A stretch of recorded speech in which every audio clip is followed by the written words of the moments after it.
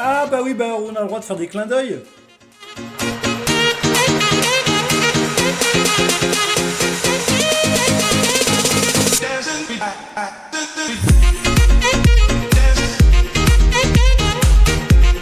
Ah bah oui, je me fais plaisir, voilà. Je me fais plaisir, voilà. Vous pensiez voir une vidéo sur les jeux de société, et vous avez une vidéo sur la dance. Voilà.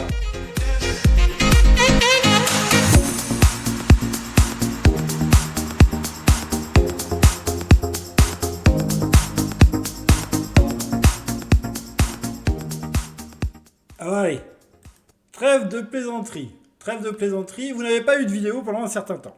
Tout à fait. Et je m'en excuse. Mais voilà, j'ai été un petit peu débordé ces derniers temps. Je pars sur un nouveau projet professionnel et donc du coup, j'avais un peu moins de temps pour moi. J'étais obligé de partir à droite, à gauche. Du coup, j'étais moins présent. Moins de temps libre et donc forcément bah, moins de temps de regarder des vidéos YouTube, de jouer à des jeux et donc de vous parler de jeux de société. Ce qui est bien normal après tout. Hein. Si on veut parler d'un sujet, eh bien, il faut le pratiquer. Voilà.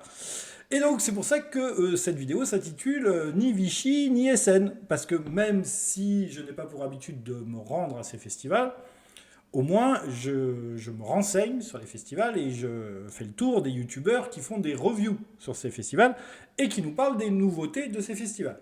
Donc, pourquoi pas de vidéo? Pourquoi pas voilà, le petit coup de gueule du Philcast qui ronchonne? Eh bien parce qu'il y a une certaine lassitude sur le trop-plein de nouveautés. Vous savez que SN, c'est le moment où on a des wagons et des wagons de jeux de société qui sortent là. Et comment vous dire? Comment vous dire pour pas attirer déjà les foudres de mes haters? Parce que j'ai un certain nombre de haters qui me regardent. Alors ça, j'ai jamais compris. Hein. Quand vous aimez pas un truc et que vous forcez à regarder pour écrire un commentaire haineux, ça c'est un truc moi j'ai jamais compris. Déjà que ceux qui m'aiment bien ne commentent pas tous, alors ceux qui m'aiment pas, ben, passez votre chemin. Quoique, ça fait bouger l'algorithme de YouTube. Et puis ça ne m'atteint pas trop, donc à la limite, continuer de commenter, c'est pas très très grave. Voilà, c'est pas très très grave. Il s'est passé quand même quelques trucs, je vous renvoie pour ça à... Parce que si moi j'ai moins d'activités, ben, mon ami Crash Meeple, lui, a beaucoup d'activités. Il a refait 2 vidéos avec l'UDEMA qui sont très intéressantes que je vous conseille d'aller voir. Donc c'est Crash Test Meeple. Je suis pas doué pour mettre les liens, les machins, etc. Donc vous allez trouver parce que vous êtes des grands garçons et que moi, si j'ai le temps, je mettrai les liens. Voilà, si j'y pense, etc., je mettrai les liens. C'est une vidéo qui va plus ressembler à un podcast qu'à une vidéo parce que j'ai pas grand chose à vous faire voir. Si les dernières vidéos que j'ai faites tournaient autour des 600 vues, 700 vues, c'était sympathique. Il y avait beaucoup de commentaires. J'ai répondu d'ailleurs à tous les commentaires. On reste une petite chaîne, on reste une chaîne de niche et ça nous va très très bien comme ça. Et puis voilà. Donc, que vous dire? Alors, que vous dire? Que vous dire? Oui, j'ai pris des notes quand même parce que j'ai quelques trucs à vous dire. Donc, ni Vichy ni SN, pourquoi? Tout simplement parce que dans la pluie de nouveautés, je n'ai pas trouvé de nouveautés qui seraient susceptibles de m'intéresser. J'ai trouvé beaucoup de jeux moyennas. Alors en plus, j'avais l'impression que les youtubeurs se forçaient un peu à nous dire qu'est-ce qui a fait le buzz à SN ou qu'est-ce qui a fait le buzz à Vichy. Puis moi, quand j'ai vu les jeux tourner ou quand j'ai vu quelques vidéos, parce que j'en ai regardé quand même, euh, ouais, ouais, ben c'est pas le nouveau Dominion et c'est pas le nouveau Château de Bourgogne ou, enfin, ouais, voilà l'effet que ça m'a fait. Donc attention, je ne vais pas commencer à dire que c'est des jeux mauvais ou qui sont pas bons ou quoi que ce soit. Je n'y ai pas joué, donc je pourrais pas vous dire. Mais il n'y a pas un truc qui m'est dit, où je me suis dit, waouh, ça il faut à tout prix que ça arrive très vite en boutique, que je l'achète et que j'y joue avec des copains. Ça m'a pas fait cet effet-là. Alors que dans la masse, puisqu'on parle je sais pas, peut-être 300, 400 sorties à SN, je sais pas. Je sais pas, j'en ai même plus aucune idée. Peut-être bien plus même. Qu'il n'y ait pas comme ça un ou deux jeux qui ressortent vraiment et et qui attire un maximum de monde, ça m'étonne un peu. Voilà, ça m'étonne un peu. Donc, il fallait faire une pause. Il fallait faire une pause jeu de société. Donc, même en suivant un peu l'activité de loin, il n'y a pas des trucs. Et puis, j'ai pas pu jouer. Donc, quand je ne joue pas, j'ai tendance à me freiner sur les vidéos, puisque je suis moins dans l'activité. Donc, ni Essen, ni Vichy, ni analyse des jeux d'Essen et des jeux de Vichy, alors qu'avant, j'avais fait sur Vichy notamment, j'avais fait pas mal de reviews sur les jeux qui m'avaient intéressé, etc. Et puis voilà. Et puis il y a une autre tendance sur les jeux de société, mais ça j'en ai déjà parlé dans une vidéo, c'est le milieu qui commence à devenir aseptisé, qui commence à devenir chloroformé là. On a des jeux où on essaye de moins trancher, voilà, d'avoir moins de prise de position. On essaye d'être corporate, on essaye d'être... alors on tombe dans la nature, alors on a eu la nature, hein, donc la nature c'est très très très corporate, hein, on fait des collections d'oiseaux, après on fait des collections, on fait promener ses chiens, voilà, hein, on était dans la nature, on fait pousser des plantes, avec quelques bons jeux qui ressortaient, Wispan, Earth, voilà, ça c'est de la bonne qualité, mais à côté on avait tout un tas de bouses qui sont sortis, et sur le même thème, donc de la nature. Moi, j'ai rien contre la nature, mais quand c'est le 300e jeu sur la nature qui sort, ça commence un petit peu à me lasser. Voilà, à me lasser. Après la nature, on a eu des jeux encore plus aseptisés, là, alors là, on frise le ridicule pour certains. Hein, il y a un donjon et chaton là qui va sortir, là, donjon et chaton. Bientôt on aura la petite grenouille dans sa maison en bois, entourée de coton, qui va chercher des fraises dans le jardin du voisin à côté. Enfin, je sais pas. Là, au niveau des jeux, là, je sais pas ce qui se passe. Là, je sais pas. Rendez-nous un bon vieux Waterloo. Un bon vieux je pille les ressources de mon voisin. Je sais pas. Un petit peu de pas forcément du fight d'ailleurs. Hein. Pas, attention. Attention, pas forcément de la bagarre. Parce que les gens, des fois, m'ont reproché que non, non, un terraforming Mars, par exemple, il n'y a pas de bagarre. Et c'est très bien. Et c'est pas aseptisé. Même si on a le petit chien à un moment, le petit caniche là. Bon allez, c'était le petit clin d'œil. Le petit clin d'œil. Alors, on a beaucoup de rééditions. On a beaucoup de refontes de jeux. On a des prix qui explosent. Et en plus de ça, j'étais assez étonné. Le dernier live, le dernière vidéo là, que j'ai regardé, c'était chez Maxildan, les jours du dimanche. J'aime beaucoup. Hein. Alors, vous saviez que j'ai une histoire avec Maxildan, puisqu'au début, voilà. Au début, j'aimais pas beaucoup le personnage. Et puis, j'ai appris à l'apprécier. Je dis pas à l'aimer, mais à l'apprécier. Parce qu'il fait beaucoup pour le jeu de société. Et moi, c'est le hobby qui m'importe. Et donc, c'est quelqu'un que j'ai tendance à beaucoup moins critiquer. Et puis, c'est quelqu'un qui s'est lui aussi aseptisé en termes de gros mots et de grossièreté. Voilà, ça devient une émission qui est écoutable. Alors qu'à un moment, c'était très limite. Voilà. Et puis, alors, j'ai un problème avec Maxildan et Raffaello, c'est que à chaque émission, maintenant, il faut qu'il parle de sleeve ou pas sleeve. Voilà, est-ce que la boîte peut contenir des cartes slivées, etc. Ça, c'est un truc que je ne comprends pas. Voilà, je ne comprends pas. Vous savez depuis le début que je ne suis pas pour le sleeve. Hein, le sleeve qui fait en fait monter le prix de votre jeu. Et qui force les éditeurs à ne pas mettre des cartes de bonne qualité dans les jeux. Bah oui, pourquoi là, vous voyez la vignette de ma chaîne, par exemple, qui est à l'écran. Earthbound, pourquoi je ferais des cartes de bonne qualité, puisque de toute façon, les gens, ils vont les sliver. Alors j'ai qu'à faire des cartes de merde, et comme ça, ça passe crème. Et puis comme ça, je gagne un peu plus de marge sur la qualité des cartes. Ou du moins, je réduis les coûts de mon jeu, puisque moi, je me plains que les jeux sont chers. Je ne peux pas aussi reprocher aux éditeurs de faire des cartes de merde, puisque pour faire baisser les prix, il faut peut-être rogner sur le matériel utilisé. Mais d'un autre côté, je suis interrogé de voir des jeux à 35 euros qui sont tout aussi originales, c'est-à-dire que si on parle du prix de la création, on va dire que c'est égal, voilà, hein, c'est-à-dire que la création vaut le même prix, on va dire, sur ces deux jeux, et par contre, il y en a un qui est bourré de matériel et qui coûte 35 euros, et il y en a un autre qui est vide et qui coûte 100 euros.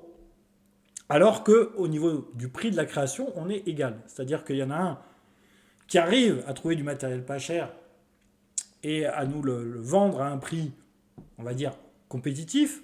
Parce que cher et pas cher, ça ne veut rien dire en fait, ça dépend de ce que vous gagnez.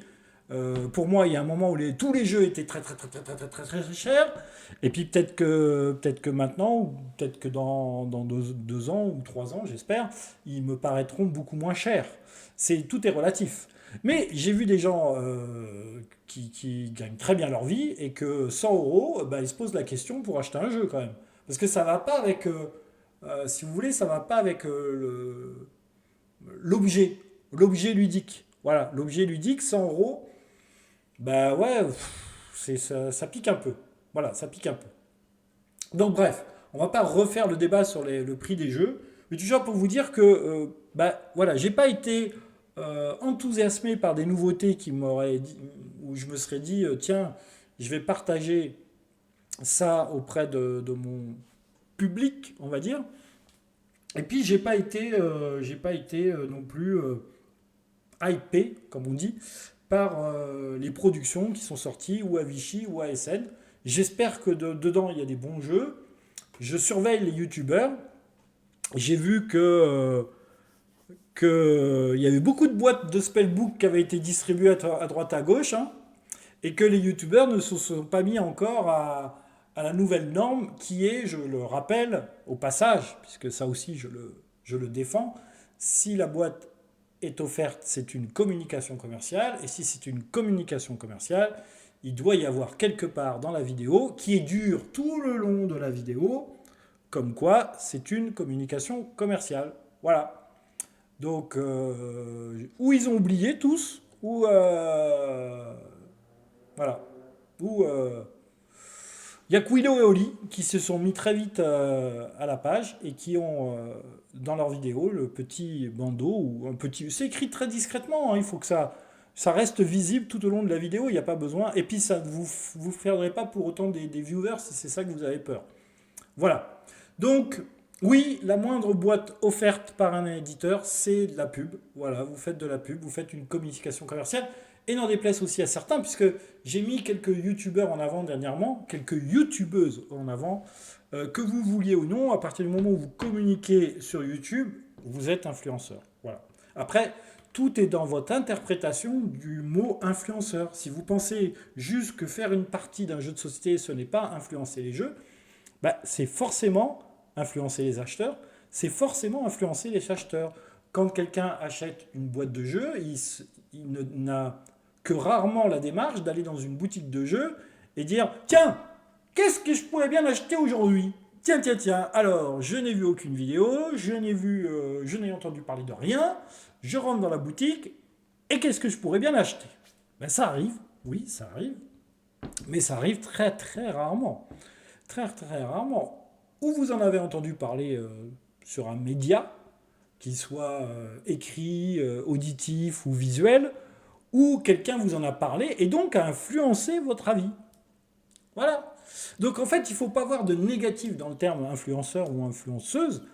Ça a été très connoté péjorativement pour les produits esthétiques, on va dire, ou sur le physique, etc. Parce que il y en avait beaucoup qui mettaient en avant des produits qui étaient de mauvaise qualité.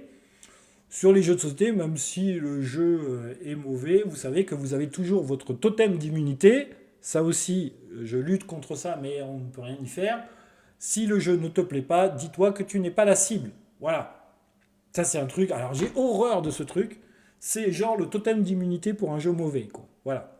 Et puis alors, il y a un autre truc aussi qui revient systématiquement dans le débat un petit peu comme ça, là, du jeu de société, c'est tu n'as pas assez joué pour dire qu'il est mauvais.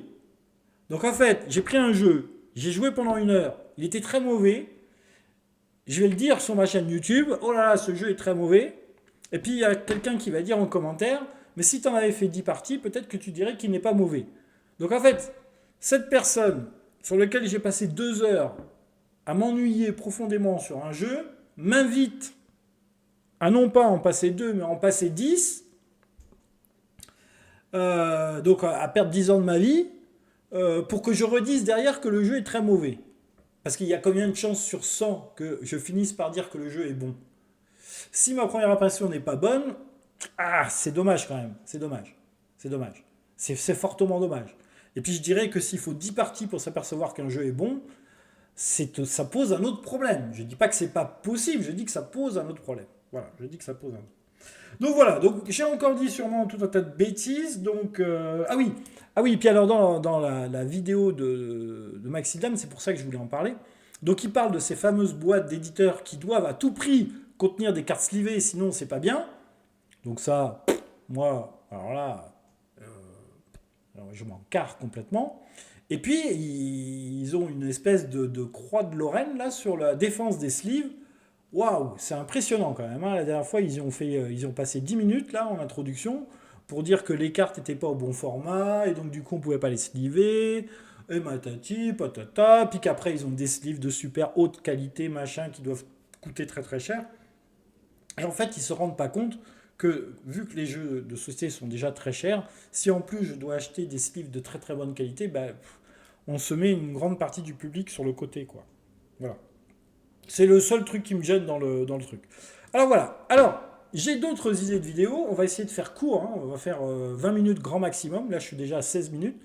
J'ai d'autres idées de vidéos, donc ne pensez pas que la chaîne est morte pour autant. Par exemple, je vais lancer une grande campagne pour inviter les éditeurs à faire des versions PDF de leurs jeux. Eh ben oui, eh ben oui, eh ben oui. Des jeux print and play. Eh ben oui. Moi, je vais dire à un éditeur, voilà, un éditeur, le jeu, il a 10 ans d'existence, voilà, 10 ans d'existence, ou 5 ans d'existence, eh ben, je le mets, pour ceux qui veulent, je le mets free. Voilà, il est free, vous venez sur le site de l'éditeur, vous faites un print and play de mon jeu, sachant qu'il a déjà 10 ans d'existence, qu'il a déjà rentabilisé sa production, on va dire. Dans le pire des cas, je vendrai encore quelques boîtes, parce qu'il y a des gens qui l'imprimeront, qui en feront jouer d'autres, et les autres se diront ah, mais il est vachement bien ce jeu, pourquoi je ne l'achèterai pas? Il est toujours édité? Ouais, bien sûr, il est toujours édité. Et bien dans le pire des cas, ils vendront encore quelques boîtes, et puis de toute façon, il était en fin de vie le jeu. Donc moi je dis aux éditeurs, faites des versions print and play, comme ça vous rendez encore le lobby encore plus accessible. Et quand je vois qu'on fait du château de Bourgogne hyper de luxe, pourquoi pas? C'est très bien. Moi, j'y prends un grand plaisir à jouer. J'ai pas joué encore à la version Deluxe de Château de, mais je connais des gens qui l'ont dans leur armoire. Voilà, à jouer à Château de Bourgogne version Deluxe, sachant que j'avais déjà joué à un Château de Bourgogne version Luxe, et maintenant il y a le très très Deluxe. Voilà. Donc moi, pourquoi pas? Pourquoi pas? Je me ferai un grand plaisir d'y jouer et j'y prendrai énormément de plaisir. Mais dans le même temps, faites un Château de Bourgogne print and play. Voilà. Qui vous dit que le fait de faire du Château de Bourgogne print and play ne vous fera pas vendre encore plus de boîtes de luxe? Voilà. Donc moi je dis aux éditeurs, ok, rééditez vos jeux si vous voulez, mais faites aussi des versions pas chères. Rendez le lobby accessible. Plus vous rendrez le lobby accessible, plus vous aurez de joueurs. C'est une politique sur le long terme, c'est pas une politique sur le one shoot. Pourquoi pas? Pourquoi pas? J'espère que dans la masse des éditeurs, il y en a quelques-uns qui... Et pourquoi je dis ça? Pourquoi je dis ça? Eh bien parce que notre ami Etrigan a été plus rapide que moi. Vous savez qu'il y a un jeu qui s'appelle les Fiefs de Norbois. Voilà. Donc moi, j'ai préparé une version, les Fiefs de Westeros. Voilà. J'ai fait une version Game of Thrones. C'est super facile à faire. Vous avez plus d'une...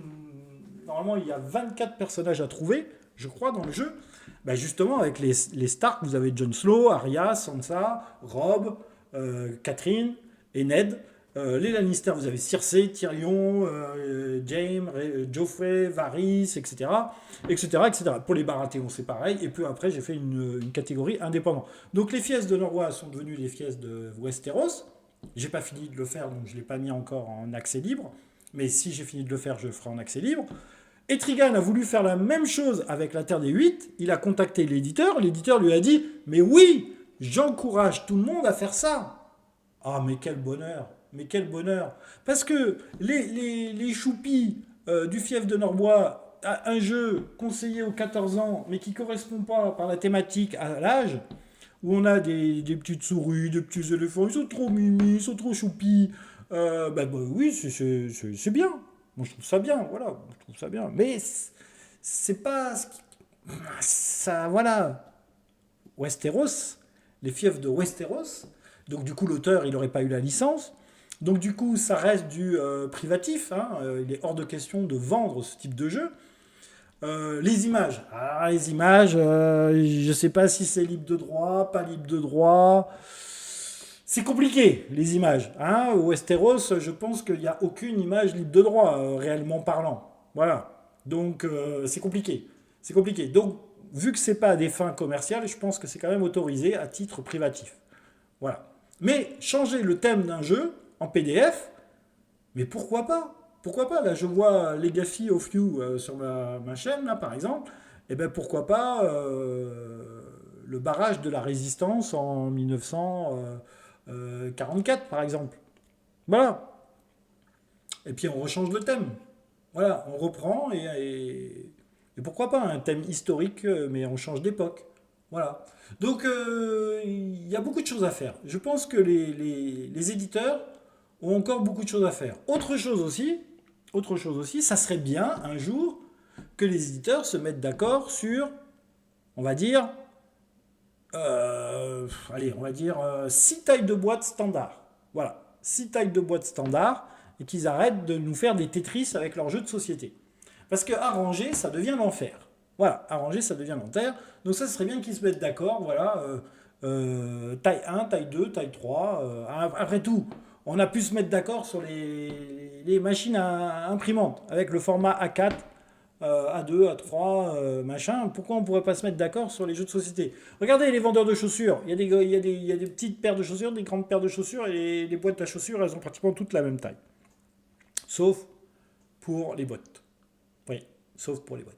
Et bien là, on fera sauf pour les KS avec des milliards de figurines à l'intérieur. Voilà. Donc voilà, c'est des petites idées comme ça que je lance en vrac. N'hésitez pas en commentaire à donner d'autres idées, à donner d'autres points de vue.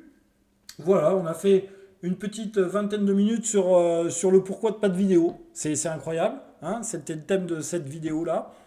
Mais il y avait quand même quelques petits trucs à dire. Voilà. Donc j'espère quand même que ça vous a plu. J'espère quand même que vous n'avez pas oublié, puisque ça faisait 3 semaines que j'avais rien publié. 3 semaines, c'est une éternité pour une chaîne YouTube. On perd tous ses abonnés, on perd tous ses views. Et j'ai pas envie, parce que moi j'aime bien la communauté qui me suit. J'aime bien les commentaires que j'ai sous mes vidéos et j'aime bien discuter et répondre à des commentaires. Donc on continue. La chaîne n'est pas morte. La chaîne est toujours là. Et on va faire d'autres vidéos. Voilà, on va faire d'autres vidéos. J'avais dit que je parlerai bientôt des youtubeurs qui font toujours des vidéos sur les nouveautés et qui ne reviennent jamais sur leurs anciens jeux. Et j'en parlerai. Donc j'en parlerai très bientôt sur une prochaine vidéo. Voilà. Allez, sur ce, bye bye, amusez-vous bien, jouez à vos jeux de société, commentez, partagez, likez, faites bouger l'algorithme de YouTube, il aime bien ça. Et on se dit à très bientôt pour une prochaine vidéo. Bye bye, c'était efficace. Et on repart avec un petit peu de musique, car la musique, ça rend joyeux.